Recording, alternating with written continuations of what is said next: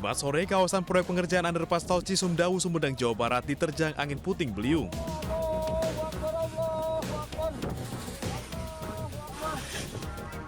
Angin bergerak dari arah Dusun Cilegok menuju Dusun Cilalaren, Kecamatan Paseh.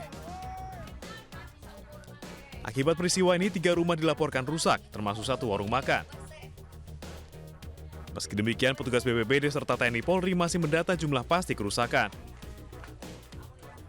BPBD Sumedang juga mengimbau warga untuk menjauhi bangunan bila melihat gumpalan awan hitam disertai angin kencang. Dari Sumedang, Jawa Barat, Beben Heva, iNews melaporkan.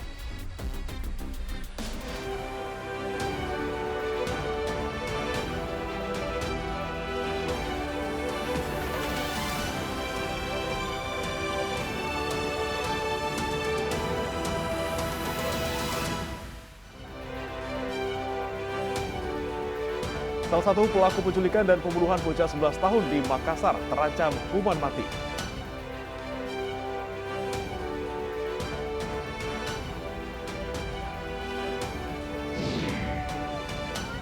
Komnas Perlindungan Anak tegur pasangan Ria Ricis dan suami karena membahayakan keselamatan anak.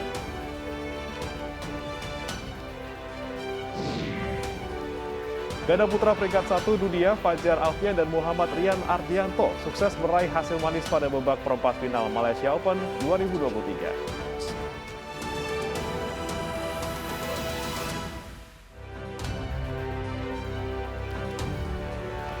Halo pemirsa, selamat pagi. Selamat pagi, Bre. Selamat pagi, Yasmin. Gimana nih kabarnya hari ini, Bre, dan juga pemirsa? Iya, seneng banget dong. Ini kan weekend lagi, ketemunya sama Yasmin lagi. Jadi kayak seneng gitu kan, kayak berasa pengen ngajak jalan gitu. Waduh. By the way nih, weekend ini udah ada rencana belum mau kemana dan mau ngapain nih? Belum ada selain ngajak kamu, ya nanti kita ngapain lah ya. Karena kan kalau weekend tuh biasanya kita bisa nongkrong-nongkrong kan, nyari Bener makan-makan, banget. nyari kuliner atau olahraga mungkin. Olahraga sih, supaya badan sehat, jiwa juga sehat. Betul ya, jangan sampai kita stres ya, kita butuh Betul. healing. Dan pemirsa, tentunya di weekend ini kami sebelum nanti jalan-jalan ya akan menemani Anda tentunya dalam iNews Pagi untuk melengkapi informasi Anda pada pagi hari ini. Selain 3 berita utama tadi, kami juga telah menyiapkan sejumlah informasi menarik lainnya. Bersama saya Yasmin Atania. Dan saya Breman Atenaya, inilah iNews Pagi selengkapnya.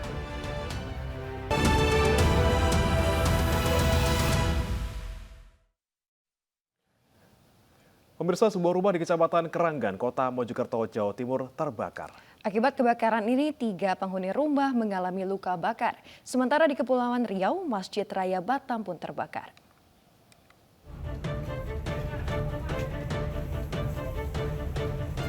Kebakaran terjadi di sebuah rumah di Kelurahan Keranggan, Kecamatan Keranggan, Kota Mojokerto, Jawa Timur. Api dengan cepat membakar bangunan rumah beserta seluruh isinya. Ledakan juga terdengar beberapa kali dari salah satu kamar yang diduga berasal dari tumpukan mercon. Akibat kebakaran ini, petugas relawan PMI Kota Mojokerto mengevakuasi 3 orang yang mengalami luka bakar ke Rumah Sakit Gatol, Kota Mojokerto. 2 korban merupakan pasangan suami istri, sedangkan 1 korban lainnya merupakan kerabat dari keluarga tersebut. Ketiganya mengalami luka bakar saat berusaha menyelamatkan diri dari kebakaran. Saya keluar, api udah menjalar, Pak. Ada ledakan itu, Pak? Mercon. Ada mercon. Berapa kali itu, Pak? Banyak sekali. Tadi pas kejadian berapa orang di dalam itu, Pak? 4 orang. Api berhasil padam 1 jam kemudian setelah 4 unit mobil damkar diterjunkan ke lokasi. Kebakaran diduga berasal dari tabung gas LPG yang bocor. Dari Mojokerto, Jawa Timur, Solahuddin, iNews melaporkan. Woi. Masih kecil tadi. Berawalnya dari sini nih, yang paling bawah. Masjid Raya Batam di Kepulauan Riau terbakar pada Jumat siang. Api dengan cepat membakar atap tertinggi masjid berbentuk limas ini. Masjid Raya di depan kantor pemerintahan Kota Batam ini tengah direvitalisasi oleh Badan Pengusahaan atau BP Batam. Dugaan sementara kebakaran terjadi akibat percikan api saat pekerja mengelas di atas atap masjid.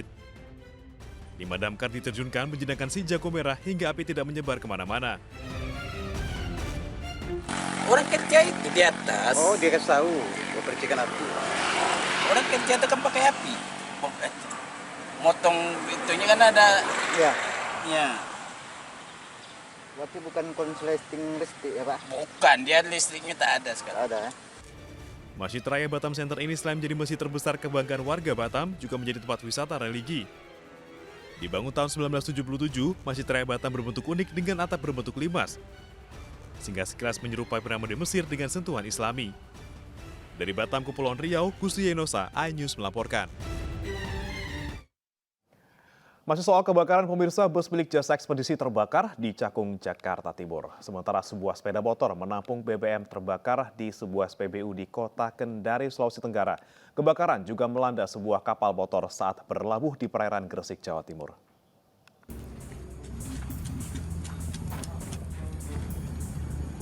Sebuah bus milik Jaksa Ekspedisi terbakar di area parkir di Jalan Rajiman, Kecamatan Cakung, Jakarta Timur. Api menghanguskan badan bus yang terparkir dan tidak berpenumpang hingga membuat asap tebal mengepul di sekitar lokasi. Kebakaran diduga berasal dari korsleting listrik pada bagian mesin. Petugas dari Sudin Damkar Jakarta Timur yang tiba di lokasi langsung berjibaku memadamkan api.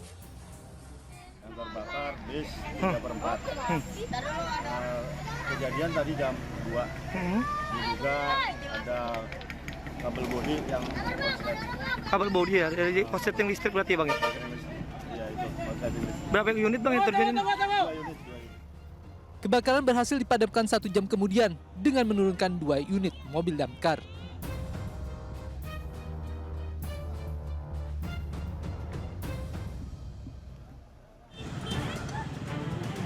Pertamina Tapakuda kebakaran. Pengunjung SPBU Tapakuda, Kota Kendari, Sulawesi Selatan, panik saat sebuah motor penampung BBM terbakar. Api diduga berasal dari korsleting listrik di karburator kendaraan dan menyambar tangki motor yang berisi Pertalite. Api pun berhasil dipadamkan 15 menit kemudian. Kuat dugaan kami bahwa motor tersebut terbakar akibat adanya korsleting listrik di motor tersebut. Kami sudah menemukan bangkai kendaraan tersebut di depan SPBU ini yang diamankan oleh si R tersebut, diamankan di belakang rumah-rumah sini. Nanti kita cek TKP ya. Motor yang terbakar digunakan untuk menampung BBM yang akan dijual ke Bali. Meski tak ada korban, namun pemilik motor merugi jutaan rupiah. Dari Kendari, Sulawesi Tenggara, Febriono, iNews melaporkan.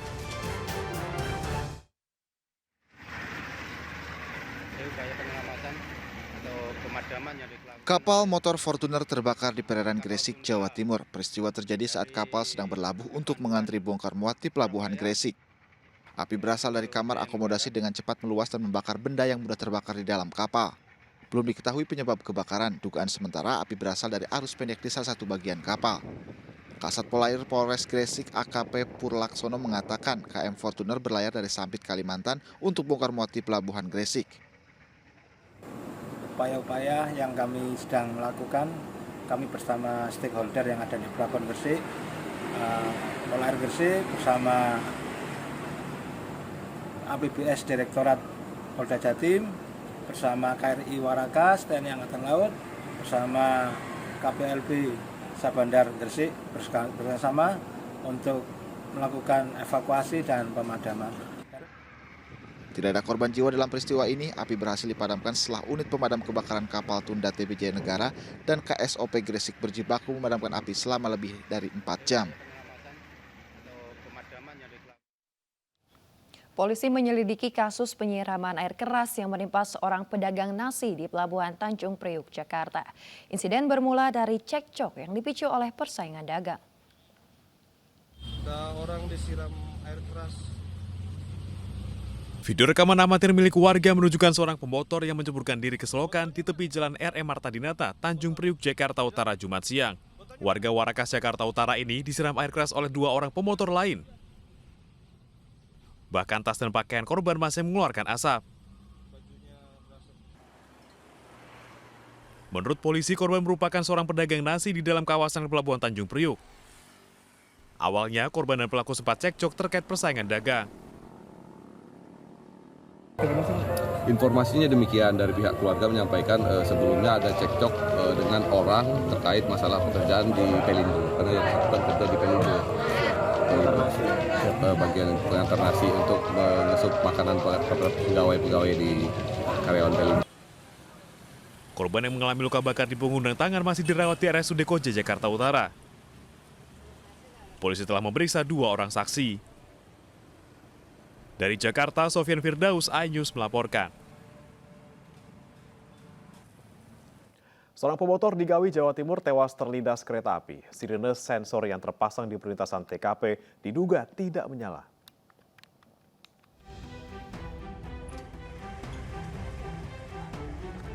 Seorang pengendara motor di Ngawi, Jawa Timur tertabrak kereta api Kertanegara relasi Malang Purwokerto di persimpangan jalur double track. Korban bernama Rohmat Aldi Susanto warga Rembang, diduga mengira kereta yang melintas sudah berlalu dan menyeberang rel, namun tidak menyadari ada kereta lain dari arah berlawanan.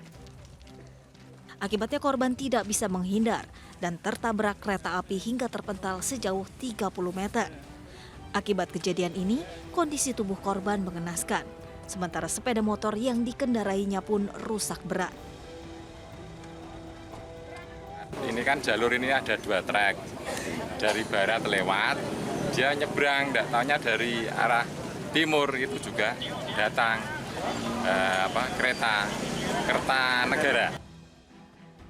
Sementara itu perlintasan yang dilalui korban di Desa Tambak Romo, Kecamatan Geneng merupakan perlintasan tak berpalang. Namun terdapat sirine sensor yang diduga tidak berfungsi. Usai kejadian, kepolisian langsung olah TKP bersama petugas keamanan dari KAI Daob 7 dan mengevakuasi korban ke kamar jenazah RSUD Dr. Suroto. Dari Ngawi, Jawa Timur, Asfi Manar, iNews melaporkan. Pemirsa, aktor Revaldo menjadi tersangka kasus narkotika untuk yang ketiga kalinya. Revaldo mengaku sebagai pecandu yang menggunakan narkoba 4 kali dalam seminggu.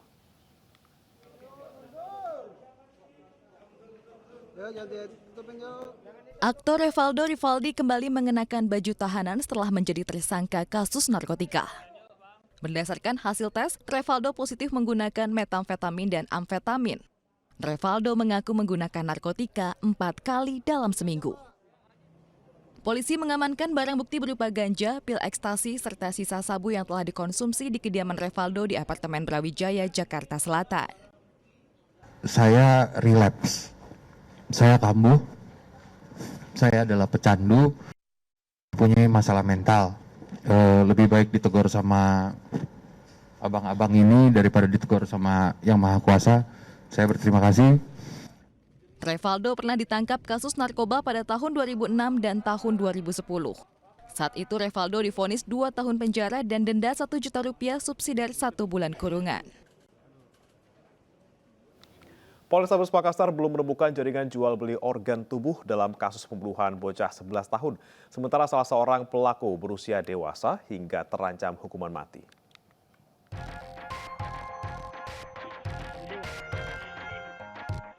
Polisi terus mengembangkan kasus penculikan dan pembunuhan bocah 11 tahun.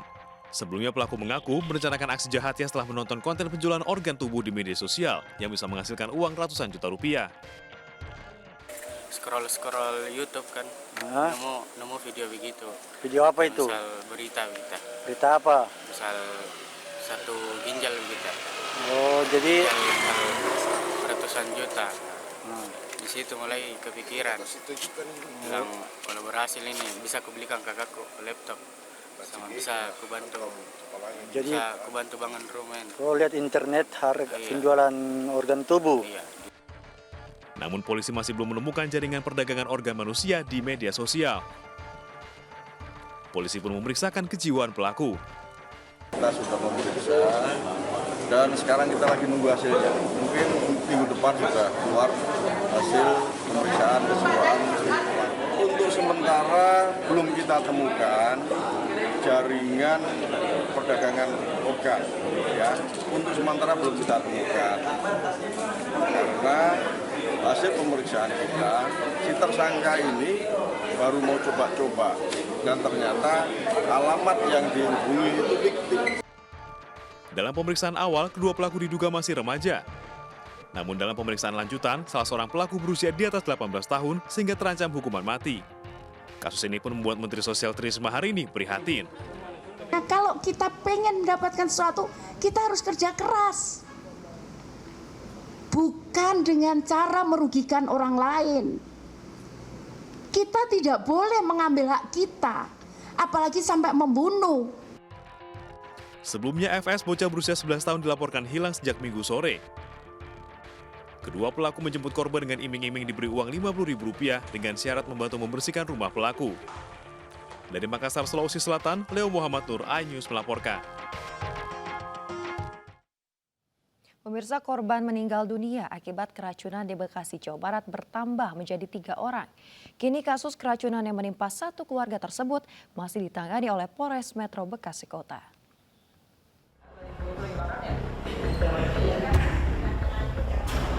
Jumat siang, korban meninggal dari satu keluarga yang ditemukan keracunan di rumahnya, kawasan Bantar Gebang, Kota Bekasi, Jawa Barat bertambah 1 orang. Sebelumnya korban sempat mendapat perawatan intensif di RSUD Bantar Gebang, Kota Bekasi sejak Kamis siang. Jadi waktu di hari Kamis itu masih tersisa ada 3 pasien.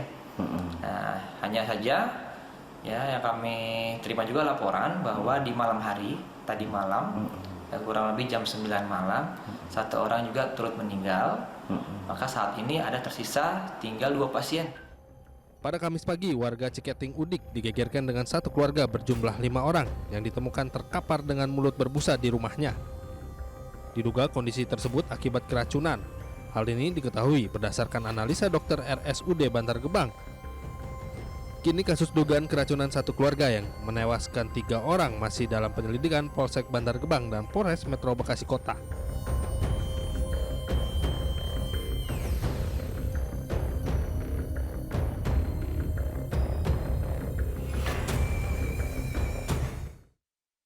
Lukas NMB dinyatakan sehat. KPK memeriksa Lukas NMB pekan depan. Pemirsa, tetaplah bersama kami dalam iNews Pagi.